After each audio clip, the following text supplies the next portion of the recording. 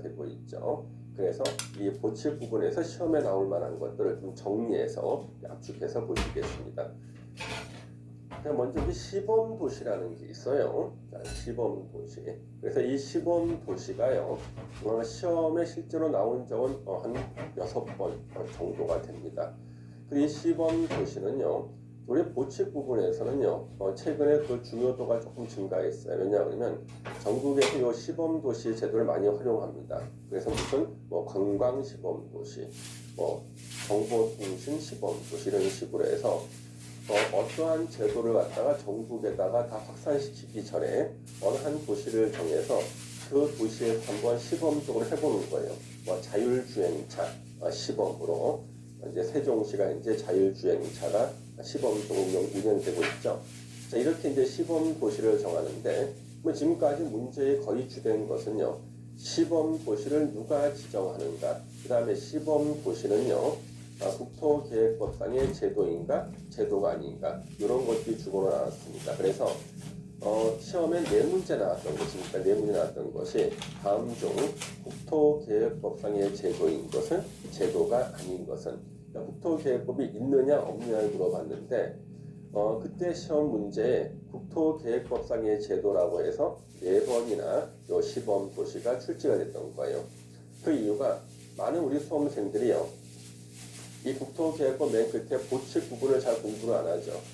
그래서 보칙 앞에까지만 딱 공부를 하고 이제 보칙 부분이 나오면 공부를 안 하기 때문에 이런 일을 방지하기 위해서 이 시범 도시라는 이 부분을 갖다가 국토계획법상의 제도인가 제도가 아닌가 이걸 출제하는 거고요. 이 시범 도시는 누가 지정하는가? 바로 국토부 장관이 지정하죠. 그래서 시도지사가 아닙니다. 시도지사가 아니라는 거예요. 그래서 국토부 장관은 도시의 경제, 사회, 문화적인 특성을 살려 개성 있고 지속 가능한 발전을 촉진하기 위해서 필요하면 직접 또는 관계 중앙행정기관의 장이나 시도지사의 요청에 의해서 경관, 생태, 정보통신, 과학, 문화, 관광, 그 밖에 대통령령으로 정하는 분야별로 시범도시를 지정할 수 있다. 그래서 시범도시 지정권자 국토부 장관이고요. 자, 우리 시범도시에 대한 지원이 나옵니다. 국토부 장관 관계중앙행정기관의 장 또는 시도지사는 지정된 시범도시에 대해서 예산, 인력 등 필요한 지원을 할 수가 있고요. 국토부 장관은 관계중앙행정기관의 장이나 시도지사에게 시범도시 지정과 지원에 필요한 자료를 제출하도록 요청할 수가 있다. 그래서 이제 시범도시에 대해서는요, 대통령령에 자세한 규정들이 있지만요, 그것까지 지금 공부한다는 것은요, 지나친 투자가 아닌가, 지나친 공부에 그런 것들은요, 나중에 우리가 문제집 풀 때 있죠. 문제에서 언급되는 지문 한두 개를 좀 공부하시는 방향으로 가셔야 돼요. 그래서 시범도시에 대해서는요. 일단 이게 법에 나오는 이 내용만 한번 읽어주시고 시범도시는 국토계획법상의 제도고 시범도시 지정은 국토부 장관이 하고 시범도시에 대한 구체적인 조문은 바로 대통령령, 국토계획법 시행령에 나오는 것을 우리가 이제 문제집을 풀 때 이때 몇 개 읽어보는 정도로 하시면은 이 문제를 다 맞힐 수가 있고요. 물론 대통령령에는요 시범도시에서 구청장이 나옵니다. 그래서 시범도시에는요 그 대통령령에는 시범도시 관련해서 권한자 중에서 구청장이 나옵니다. 시범도시에 응모할 수 있는 자 중에 구청장이 나온다는 거, 요거는 하나 미리 알아두시면 좋겠습니다. 자, 이제 타인 토지 출입 등 요거 시험에 벌써 몇 번 출제가 됐었죠. 타인 토지 출입 등 했는데 여기서 타인은요 일반 국민을 말합니다. 국민. 타인 토지는요 국민이 소유한 토지를 말해요. 그 행정기관 입장에서는 국민이 타인이거든요. 그래서 타인 토지 출입 등 그랬죠. 이때 타인 토지 출입이나 기타 등등 다른 것들. 그래서 타인 토지 출입 요건 및 절차가 나오는데요. 먼저 타인 토지 출입의 주체를 보시겠습니다.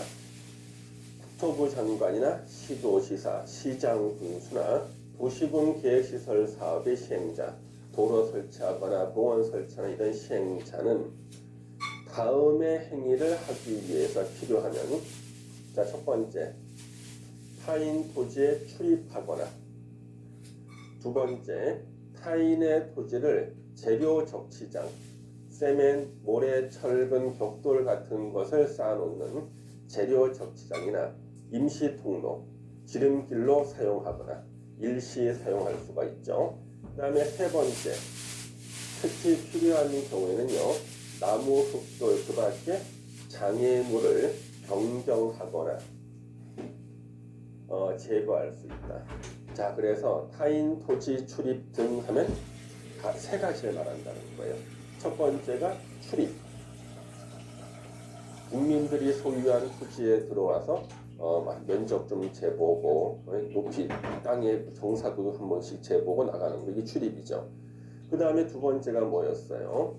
자, 재료 적치장 임시 통로로 일시 사용. 그 다음에 장애물을 변경하거나 제거. 장애물을 변경하거나 제거. 요 세 가지, 출입, 일시 사용, 장애물 변경, 제거, 요 세 가지를 다 합쳐서 뭐라고 부르는 거예요? 타인 토지 출입 등이라고 부르는 겁니다. 언제 할 수가 있는가?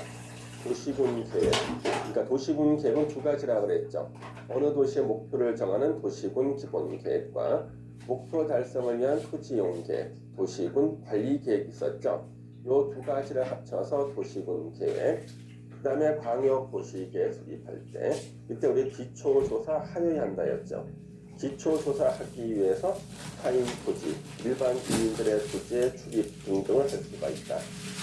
개발밀도 관리구역, 기반시설 부담구역 및 기반시설 설치 계획에 관한 기초조사 등을 위해서, 지가의 동향 및 토지 거래 상황에 관한 조사를 위해서, 도시군 계획시설 사업에 관한 조사 측량 또는 시행을 위해서 일반 국민 토지에 출입하거나 재료 적장이나 임시 통로로 일시 사용하거나 장애물을 변경, 제거까지 할 수가 있다. 이렇게 보시면 되겠네요. 그럼 출입 절차를 보시면 타인 토지에 출입하려는 자는 6명 시장 군수의 허가를 받아야 된다. 이게 시험에 몇 번 나왔어요. 그러면 자, 타인 토지에 출입하려는 자는 원칙은 6명 시장 군수에게 허가를 받아야 돼요. 근데 이게 왜 시험에 많이 나왔냐 그러면요.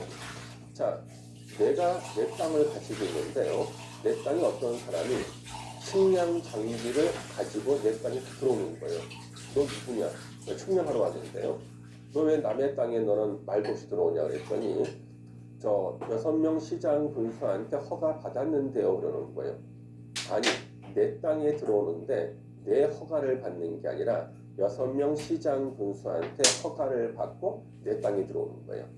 그래 이게 시험에 나오는 겁니다. 내 땅에 들어와서 측량하러 들어왔는데 내 허가를 받는 게 아니라 6명 시장 군수의 허가를 받고 들어온다는 거예요. 내 시험에 나오는 겁니다. 출입하려는 날의 7일 전까지 그 토지 소유자, 점유자, 관리인에게 그 일시와 장소를 알려야 됩니다. 출입하려는 날의 7일 전까지 알려줘야 돼요. 다만 행정청인 도시군 계획시설 사업 시행자, 누굴까요? 행정청인 도시군 계획시설 사업 시행자는 6명 시장 군수와 국토부 장관 도지사예요. 이런 자는 허가를 받지 않고, 왜요? 6명 시장 군수가 허가권자니까, 출입에 대한 허가권자니까 6명 시장 군수는 자기가 자기한테 허가받을 필요 없죠? 국토부 장관 도지사도 허가를 안 받는다는 거예요. 결국 지네들은 허가를 받지 않고 타인 토지에 출입할 수가 있습니다. 그래서 원칙은 출입할 때 6명 시장 군수한테 허가를 받아야 되지만 행정청인 도시군 계획시설 사업 시행자 결국 자기네들은 자기들한테 허가 안 받고 출입할 수 있고 출입하기 위해서는 7일 전까지 일시와 장소를 알려줘야 된다. 시험에 몇 번 나왔던 지문들입니다. 그러면 타인 토지 일시 사용 장애물 변경 제거의 경우, 자 그러면은 타인 토지 출입 등은 세 가지였죠. 첫 번째가 출입, 그다음에 일시 사용, 장애물 제거 변경 세 가지인데요. 이 중에서 출입을 당하는 토지 소유자 입장에서는요, 피해가 가장 적은 게 뭘까요? 세 가지 중에 바로 출입이죠. 조용히 내 땅에 들어와서 땅 면적이라든가 경사도 한번 재보고 그대로 나가는 게 출입이에요. 출입을 당하는 토지 소유자 입장에서는 피해가 적어요. 근데 토지 소유자한테 피해를 많이 주는 게 두 가지예요. 일시 사용, 내 땅을 세면, 모래, 철근, 벽돌을 쌓아놓는 재료 적치장이나 지름길이라면서 임시 통로로 일시 사용하거나 장애물 제거 변경, 내가 아끼는 내 얼굴을 닮은 바위가 내 땅에 있었어요. 이것을 부시는 거예요. 큰 바위 얼굴을 부시는 거죠. 장애물 제거 또는 나무를 뽑아버려요. 제거 변경. 이런 것들은요, 토지 소유자 입장에서는 피해가 크죠. 그래서 피해가 큰 일시 사용이나 장애물 변경 제거의 경우에는 원칙이 사전에 동의를 받으래요. 여기까지를 보면은 우리는 그래도 감동을 받습니다. 자, 우리 조국이, 우리 행정기관 등이 양심은 있구나. 피해가 큰 짓을 할 때는 나한테 동의를 받는구나. 그래서 타인 토지를 재료 적치장, 임시 통로로 일시 사용하거나 나무, 흙돌, 그 밖의 장애물을 변경 또는 제거하려는 자는 토지 소유자, 점유자, 토지 소유자, 점유자 또는 관리인의 동의를 받아야 된다. 그래서 피해가 큰 요 두 가지 일시사용 장애물 변경 제거는 토지 소유자 등의 동의를 받아야 된다. 여기까지는 그냥 납득이 됩니다. 그렇죠? 근데 다음이 이제 문제예요. 사전 허가라는 게 나오는데 토지나 장애물의 소유자, 점유자, 관리인이 현장에 없거나 주소 또는 거소가 불분명해서 그 동의를 받을 수 없는 경우, 원칙은 아까 사전에 동의받고 일시 사용이나 장애물 제거 변경하라 그랬잖아요. 그런데 현장이 없거나 주소 또는 거소가 불분명해서 동의를 받을 수 없는 경우가 있어요. 이때는 행정청인 도시군 계획시설 사업의 시행자는 6명 시장 군수에게 그 사실을 통지, 자기네들은 자기들한테 통지해야 되고, 행정청이 아닌 도시군 계획시설 사업의 시행자, LH 공사나 건설에서는 미리 6명 시장 군수에게 허가를 받아야 된다. 그러면 이 조문을 보시면요. 자, 원칙은 사전에 동의를 받으라고 했잖아요. 근데 예외적으로 그 소유자 등이 현장에 없거나 그랬는데요. 그럼 여러분은요, 비가 오나 눈이 오나 여러분 땅 위에 항상 서 있습니까? 현장이 항상 있으세요? 현장이 거의 없잖아요. 현장이 없어요, 거기가. 그럼 어떡합니까? 그럴 때는 동의 안 받는 거예요. 동의 안 받고, 예? 그때는 행정청인 도시군 계획시설 사업 시행자는 지네들은 지네들한테 통지, 행정청이 아닌 도시군 계획시설 사업 시행자는 지네들한테 허가받는 거예요. 우리는 현장이 없는 것이 일반적이니까 결국에는 우리는요, 동의를 하는 경우가 거의 없겠다. 그렇죠? 지네들끼리 통지하고 지네들끼리 허가 내주고 들어가는 거예요. 사전 통지를 보시면, 자, 피해가 큰 일시 사용이나 장애물을 변경 제거하려는 자는 토지를 사용하는 날이나 장애물을 변경 또는 제거하려는 날에 3일 전까지 토지나 장애물의 소유자, 점유자, 관리인에게 알려야 된다. 그럼 아까요, 타인 토지에 출입할 때는요, 아까 3일이 아니었죠. 7일 전에 통지하는 거고요. 그 다음에요, 피해가 큰 일시 사용, 재료 적치장이나 임시 통로를 일시 사용하거나 장애물 변경 제거. 장애물을 변경하거나 제거할 때는요. 요거는요. 3일 전에 통지해 주는 겁니다. 예전에 이게 통지였는데 통지란 말이 어렵다는 민원이 있어가지고 쉽게 바꾼다고 알려야 한다고 바꾼 겁니다. 자, 그러면 보세요. 피해가 적은 출입할 때는 7일 전에 통지고 일시 사용이나 장애물 변경 제거처럼 피해가 큰 것은 3일 전 통지예요. 뭔가 잘 이해가 안 돼요. 왜요?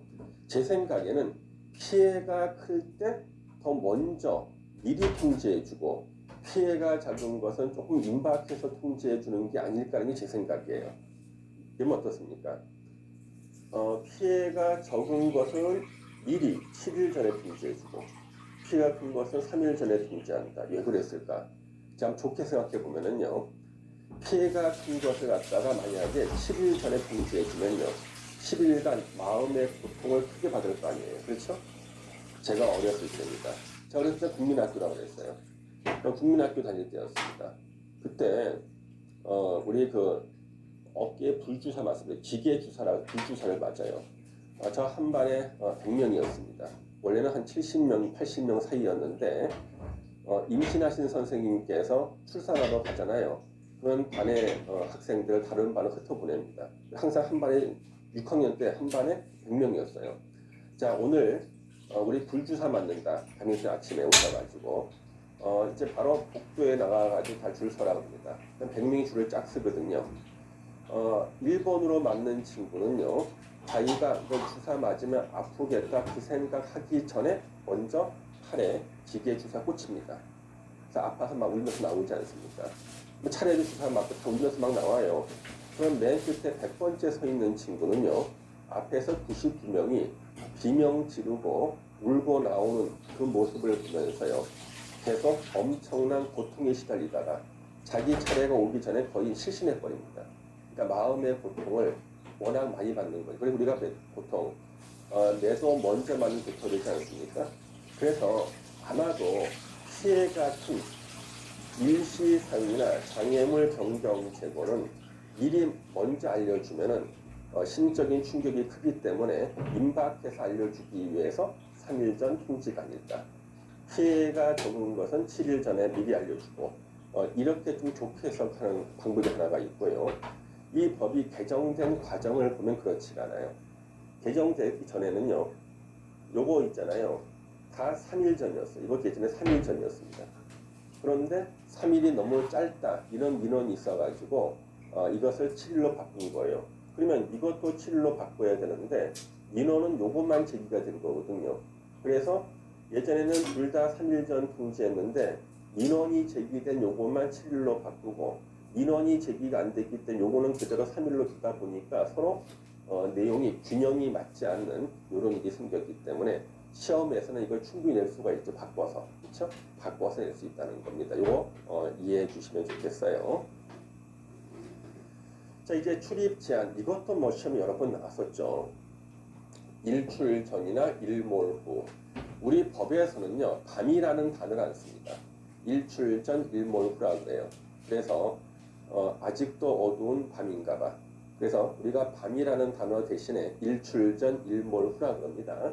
일출 전, 일몰 후에는 토지 점유자의 승낙 없이는요. 택지나 담장 또는 울타리로 둘러싸인 타인 토지에 출입할 수 없다. 승낙 있으면 출입할 수가 있고요. 근데 여기선 중요한 것이 토지 점유자예요. 토지 소유자가 아니라는 거죠. 토지 소유자가 아니라는 거예요. 그럼 이건 어떤 의미냐 그러면 이런 거죠, 여러분요. 깜깜한 밤에 남의 땅에 들어가면요. 토지 점유자가 놀랍니까? 토지 소유자가 놀랍니까? 점유자가 놀래잖아요. 왜냐하면 토지는 부산에 있었고요. 토지의 소유자는 서울에 살고 있어요. 밤에 토지 소유자한테 전화를 합니다. 오늘 밤에 들어가겠습니다. 예, 좋아요. 승낙했습니다. 그래서 부산에 있는 토지에 들어갔을 때 그 토지 점유자가 깜짝 놀라겠죠. 그래서 토지 점유자의 승낙이 필요한 겁니다. 이 기출문제에서는 토지 소유자라고 틀리게 나왔겠죠. 제가 이렇게 설명을 드리면요. 또 이제 민법을 공부하신 분들께서는 또 질문하셔요. 어떻게 해요?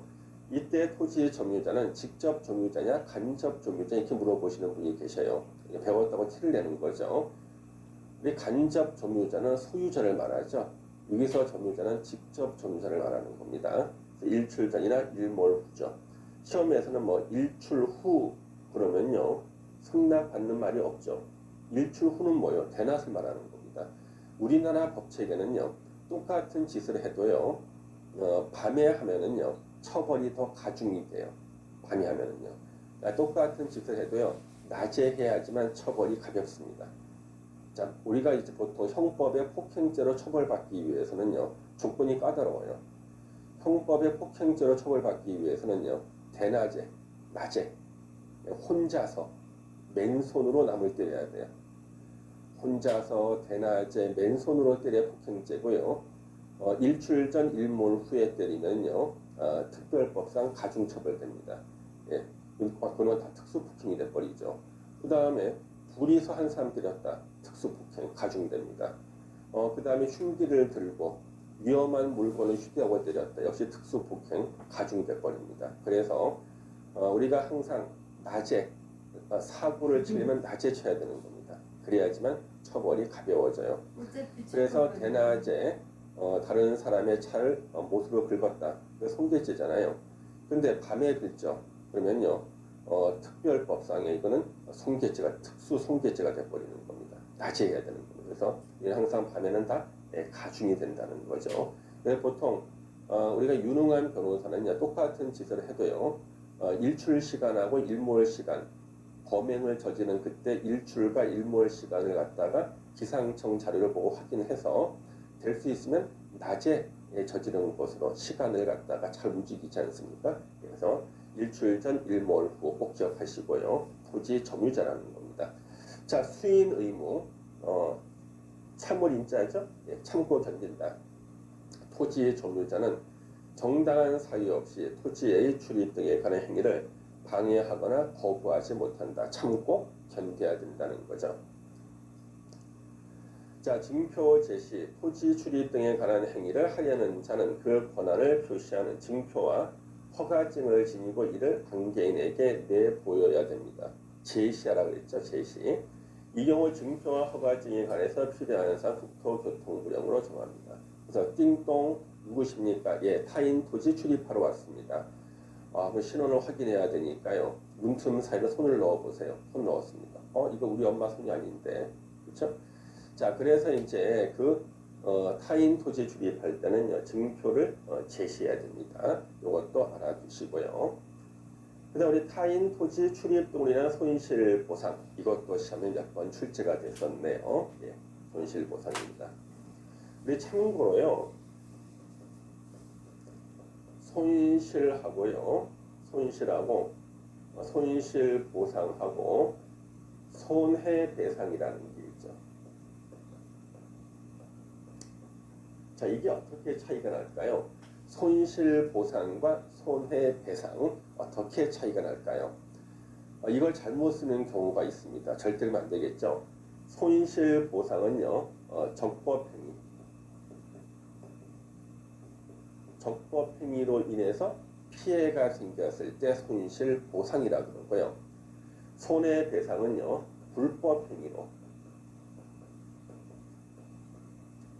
불법행위로 피해가 생겼을 때는 손해배상 그럽니다. 그러면 우리가요, 토지 건물을 수용당하는 사람 있죠. 이때 우리가 수용배상이라 그래요, 수용보상이라 그래요. 수용은 법의 근거가 있어서 보상금을 주고 토지 건물을 뺏는 거잖아요. 적법한 법률 규정에 따라서 하는 건데 당하는 입장에서는 피해를 보죠. 적법한 행위로 피해 본 거니까 우리는 수용보상금이라고 해요. 수용배상금이라는 말을 쓰죠. 그래서 손실보상 그리고 손해는요. 불법행위를 내가 피해봤을 때는요. 손해배상이라 그러는 거예요. 근데 이걸 또 섞어 쓰시는 분들이 있어요.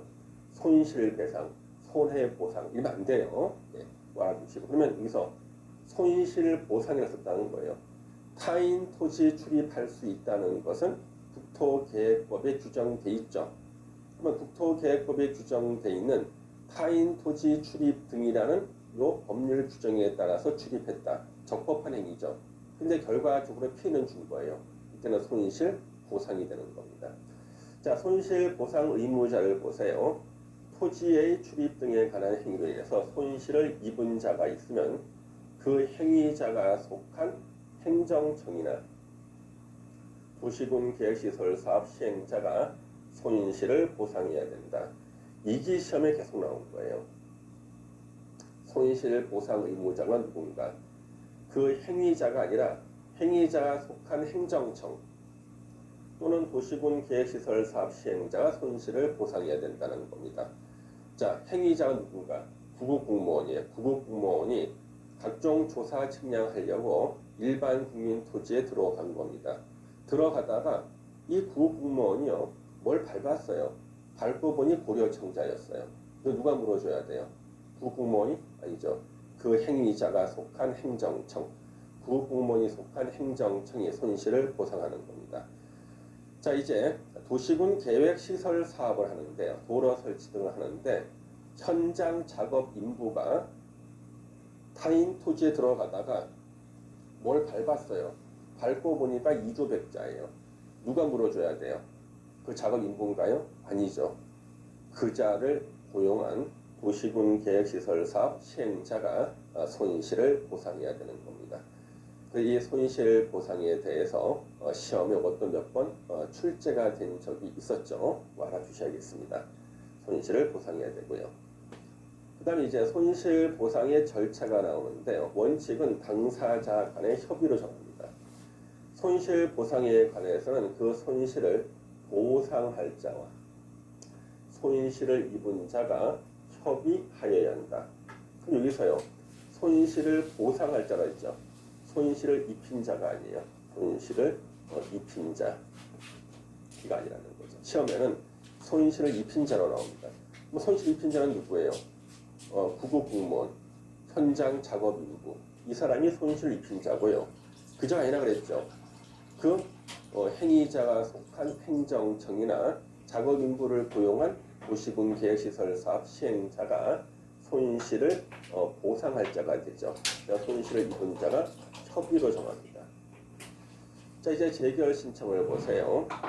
이때 재는요, 재판할 때 쓰는 재자예요. 재판할 때. 그 법원이 하는 것은 재판, 행정기관이 하는 것은 재결 그래요.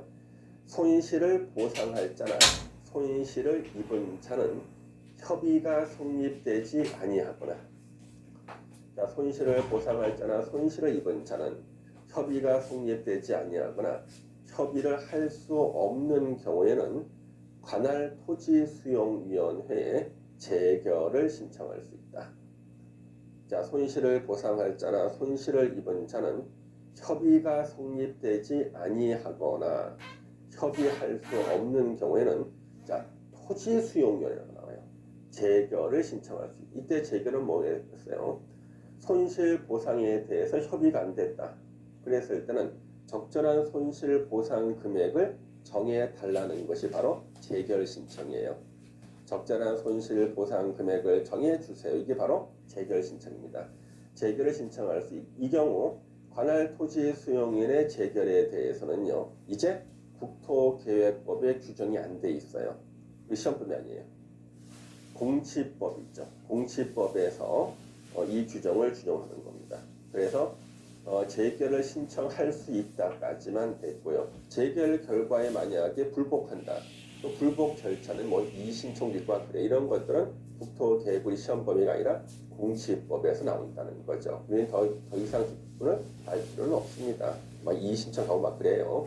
이의신청이 받아들이지 않으면 또 행정소송하고 그렇습니다. 자, 그 다음에 이제 청문이 나오는데요. 청문 시험에 몇 번 나왔죠. 청문은 시험에 몇 번 출제가 된 적이 있습니다. 자, 청문은 뭐냐 그러면 이런 거죠. 우리가 국회법에 규정된 청문 회합으로는 달라요. 이거하고는 다르다는 거죠. 자, 청문회는 이제 국회법에 규정이 돼 있고요. 증인을 출석시켜서 사실관계를 확인하는 게 청문회예요. 그러니까 증인을 출석시켜서 사실관계를 확인하는 게 청문회고, 청문은 그게 아니에요. 청문은 뭐냐 그러면요. 어떠한 자격을 박탈당하는 자가 나는 박탈당할 만한 짓을 한 적이 없어요 하면서 자신을 변호하는 것을 우리가 청문이라고 합니다. 자신을 변호하는 게 청문이에요. 그래서 청문은요. 국토부 장관, 시도지사, 시장, 군수, 구청장은 다음 어느 하나에 해당하려면 청문을 해야 된다 이렇게 나왔죠. 그럼 우리 청문 사유 이렇게 나옵니다. 자, 개발행위의 허가를 내줬다가 취소당할 때 취소당하는 자가 저는 취소당할 만한 짓을 한 적이 없어요 하는 게 청문이고요. 도시군 계획시설 사업 시행자로 지정을 받았다가 우리 비행정청인 시행자는 지정을 받아야 되죠. 취소당한 겁니다. 저는 취소당할 만한 짓을 한 적이 없어요 하는 게 역시 청문이고요. 실시계획인가 도시군 계획시설 사업 시행자가 자기가 땅 팔 계획을 작성했어. 이게 바로 실시계획이죠. 실시계획 인가를 받았다가요. 취소를 당한 거예요. 그러면 저는 취소당할 만한 짓을 한 적이 없어요 하는 게 바로 청문입니다. 그래서 이 청문 사유가 이 세 가지가 있는데 예전에는 하나가 더 있었어요. 예전에는 지금은 우리요 부동산 거래 신고 등에 관한 법률로 옮겨간 제도 토지거래 허가 취소라는 게 있었습니다. 근데 이게 삭제가 된 거죠. 원래 토지거래 허가제는 국토계획법에 있다가요 부동산 거래 신고 등에 관한 법률로 이사를 간 거예요. 그러면 토지거래 허가제가 요 국토계획법에 있었을 때는요 우리 보통 이렇게 외웠습니다. 앞에 자만 따서 외웠어요. 청문에 불려 나오면 지나가는 개도 사실을 실토한다. 개도 사실을 실토한다. 이렇게 우리 외웠거든요. 근데 이게 없어진 거죠. 없어진 거예요. 그럼 이제는 어떻게 외우냐 그러면 개도실 해가지고 청문에 불려 나오면 개도실실 웃는다. 그렇죠? 개도실실 웃는다. 이렇게 외워야겠죠. 자, 그러면 이 청문사 요 세 가지 얼마 안 되는 건데도요 함정을 아주 다양하게 파서 출제를 했습니다. 자, 도시군 계획시설 사업 시행자가 지정을 받았다가 지정을 취소당할 때는요. 이때는 청문할 수 있다고 되어 있잖아요. 청문해야 된다고 나오고 있잖아요. 그러면 도시군 계획시설 사업 시행자는 원칙은 행정청이 되죠. 6명 시장 군수와 국토부 장관 도지사잖아요. 비행정청, LH공사 같은 공공기관이나 건설회사 같은 민간 시행자는요. 도시군 계획시설 사업 시행자로 지정을 받았을 때 시행자가 되는데 그래서 시험 문제가 앞에다가요. 수식을 붙인 거야. 앞에다 수식어. 이렇게 쓴 겁니다. 비행정청인 쓴 거예요. 비행정청인 도시군 계획시설 사업 시행자 지정 취소도 나온 거예요. 그러면 자기는 이제 앞에 자만 따서 외운 거예요. 앞에 자만 따서 외웠는데 첫 글자가 뒷자가 나왔잖아요. 이게 틀렸나 보다 하면서 이걸 찍은 거 틀렸다고. 그리고 틀린 지문을 뭘 했냐 그러면요. 도시군 기본계획 승인 취소를 낸 거예요. 자, 앞에 자만 딴 사람은 첫 자를 우리 도자로 외웠죠. 앞에 자만 따서 외운 사람들을 갖다가 헷갈리게 만들기 위해서 첫 글자를 도자로 시작하는 도시군 기본계획 승인 취소를 낸 거예요. 그러니까 많은 수험생들이 이게 옳은 건 줄 알고 첫 글자가 뒷자로 시작하는 거 있죠. 이게 틀렸다고 해가지고 틀린 겁니다. 그래서 많은 학생들이 틀리고 난 다음에 출제하시는 교수님이 다시 2년 후에 다시 출제위원 들어갔어요. 너무 신났죠. 지난번에 2년 전에 많은 학생들이 틀렸잖아요. 또 기분이 좋아가지고 이걸 한 번 더 쓴 거예요. 틀린 지문을 갖다가 한 해 건너서 2번 쓴 겁니다. 이게 2번이나 나와서 틀린 지문. 틀린 지문 똑같은 것을 2번이나 쓴 겁니다. 그렇죠? 알았습니다. 그래서 이거 조심하셔야 돼요. 우리가 앞에 자만 따서 외우는 거 있죠? 그렇지 조심해야 돼요. 그래서 항상 앞에 자만 따서 외울 때는요. 문장을 갖다가 다 읽어야 돼요. 다 읽어가지고 이 첫 글자가 뭐에 대한 첫 글자인지를 외우셔야 되는 겁니다. 그래서 함부로 앞에 자만 따서 외우시면 안 됩니다. 그렇죠? 예. 그래서 이것이 이제 몇 번 출제가 됐는데 끝에는 다 취소로 끝나죠. 지금은 개도실, 청문회 불려나오면 개도실실 웃는다 이렇게 외우시고, 그 다음에 첫 글자가 다른 곳 수식어 들어가는 걸 조심하셔야 되고요. 여기서 공부할 것이 한 가지가 더 있죠. 바로 구청장입니다.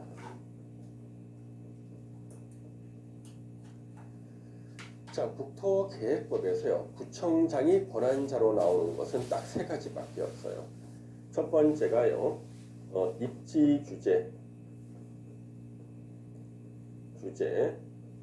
최소 구역에서 나옵니다. 두 번째가요, 시범 도시에 응모할 수 있는 자 중에서 대통령령의 구청장이 나와요. 세 번째가 청문이에요. 자, 그래서 다른 법이 아니에요. 무슨 법이라 그랬죠? 우리 지금 공부하는 국토계획법입니다. 국토계획법에서 권한자 중에 구청장이 나오는 것은 딱 세 가지밖에 없다. 첫 번째 입지규제 최소구역, 두 번째 시범도시, 세 번째 청문. 요 세 가지만 나온다. 이거 외워놓으시면 한 문제 맞힐 수가 있습니다. 지금까지 나와도 우리 기출문제 한 번씩 연구해 보겠습니다. 자, OX로 대답해 보세요. 도시군 기본계획은 시장, 군수, 구청장이 수립할 수 있다. X. 광역도시계획은 시장, 군수, 구청장이 수립할 수 있다. X. 도시군 관리계획은 시장, 군수, 구청장이 수립할 수 있다. X. 지구단위 계획은 시장, 군수, 구청장이 수립할 수 있다. X. 이거 다 기출문제들입니다. 그래서 국토계획법에서 구청장은 요 세 군데서만 나온다. 이거 가지고 여러분들도 한 문제를 맞힐 수가 있는 겁니다. 꼭 기억하셔야 됩니다. 자, 이제 도시군 계획 수립 및 운영에 대한 감독 및 조정인데요. 이거 보칙 쪽이 있습니다만은요, 시험에 잘 안 나오다가 최근에 출제가 된 거예요. 왜요? 이게 도시군 계획과 관련이 되는데, 도시군 계획은요, 국토계획법 맨 앞에 나오죠. 도시군 기본계획, 도시군 관리계획. 그러면 조문을 갖다가 거기다가 이것을 실어놓는 게 아니라 이걸 저 뒤로 쭉 빼가지고요, 보칙 쪽에 내놓은 거예요. 그래서 도시군 기본계획, 도시군 관리계획 시험 문제, 그 근처에다가 이 조문을 보면은요, 우리가 공부할 때 여러 번 봤겠죠. 근데 이것은 맨 끝에 보칙 쪽에 있다 보니까 많은 분들이 공부를 잘 안 해요. 이걸 노려서 최근에 출제된 적이 있습니다. 그래서 이거는 보칙 쪽에 있어도 도시군 기본계획, 도시군 관리계획 합쳐서 도시군 계획 그랬죠? 이쪽 공부할 때 이쪽도 같이 한 번씩 공부를 해주셔야 돼요. 최근에 출제된 적이 있고 또 출제 가능성이 있습니다. 자, 도시군 계획에 대한 감독이 나왔죠. 자, 도시군 계획 두 가지라 그랬죠. 도시군 기본계획과 도시군 관리계획 두 가지. 자, 도시군 계획에 대한 감독 등이 나왔습니다. 주어가 국토부 장관입니다. 자, 수산자원보호구역은 누가 지정하죠? 해양수산부 장관. 자, 국토부 장관은 필요한 경우에는 시도지사 또는 시장 군수에게, 시도지사는 자기보다 계급 낮은 시장 군수에게 도시군 기본계획과 도시군 관리계획의 수립 및 운영 실태를 감독하기 위해서 필요한 보고를 하게 하거나 자료를 제출하도록 명할 수 있으며, 소속 공무원으로 하여금 도시군 기본계획과 도시군 관리계획에 관한 업무 상황을 검사하게 할 수 있다. 자, 이 단순한 문장처럼 보입니다만 이것을 갖다는 잘라서 이해를 하셔야 돼요. 먼저 국토부 장관, 수산자원보호구역일 때는 해양수산부 장관인데요. 필요한 경우에요. 지가 필요한 경우에는 시도지사, 시장 군수에게 이런 거 시킬 수가 있고, 시도지사는 시장 군수에게 이런 거 시킬 수가 있다는 거죠. 그러면 할 수 있는 사람 국토부 장관하고 누구예요? 시도지사예요. 그 다음에 해양수산부 장관. 그래서 이런 것들을 할 수 있는 사람은 누군가? 국토부 장관이나 해양수산부 장관, 시도지사, 계급 높은 사람들만 수립 및 운영 실태 감독하기 위해서 보고를 하게 하거나 자료를 제출하게 하거나 그 다음에 상황을 검사하게 할 수 있다는 겁니다. 이 핵심적인 단어 중심으로 좀 기억을 해 두시면 좋을 것 같습니다. 핵심적인 단어 중심으로 기억하셔야 돼요. 자, 우리 도시군 관리 계획의 조정 등 요거 이제 시험에 또 출제가 되고 또 언급이 됐거든요. 이거 좀 체크하셔야 되는데, 자, 도시군 관리 계획의 조정 등, 자, 주어가 국토부 장관이죠. 국토부 장관은 자, 어느 도시의 목표를 정하는 도시군 기본 계획과 목표 달성을 위한 토지 이용 계획인 도시군 관리 계획이 국가 계획 및 광역 도시 계획 취지에 부합하지 아니하거나 도시군 관리 계획이 도시군 기본 계획의 취지에 부합하지 아니하다고 판단되는 경우에는 특별시장부터 군수까지 6명 시장 군수에게 기한을 정하여 도시군 기본 계획과 도시군 관리 계획 조정을 요구할 수 있다. 자, 이거 알아두셔야겠죠, 그렇죠? 예. 자, 주어가 국토부 장관이죠. 그러면 이제 요거는 뭐와 관련되냐 그러면 이게 우리가 먼저 공부했던 도시군 관리 계획에서요, 국토부 장관이 도시군 관리 계획을 위반할 수가 있었죠. 자, 국토부 장관이 도시군 관리 계획을 예외적으로 위반할